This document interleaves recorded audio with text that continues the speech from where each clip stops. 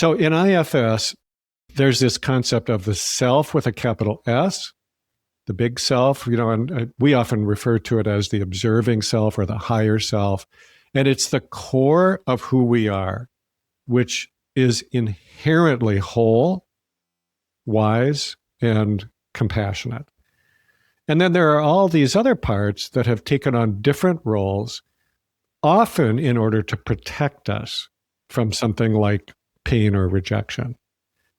So some parts are what are called exiles, the vulnerable, wounded parts that we have locked away because they carry too much shame, too much hurt, too much energy around it.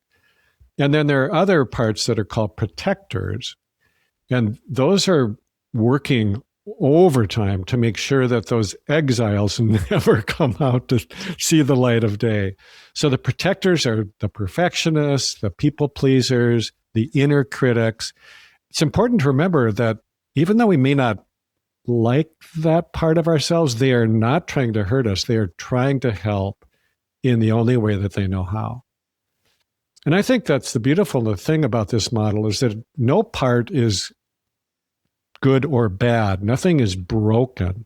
Every part has an intention, a positive intention, even if the strategy it's using is kind of old news, that's something that worked, maybe kind of worked when we were kids, but doesn't work anymore, or it's causing outright problems at this point.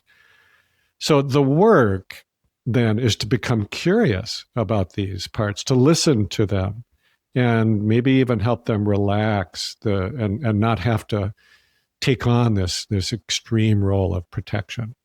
So when we can do that, we welcome all of our parts back home. There's this sense of integration, of wholeness. And who is it that's doing that welcoming, that integrating? It's that higher self that we talk about. So then you're not at war with yourself, and that's when real healing starts to happen.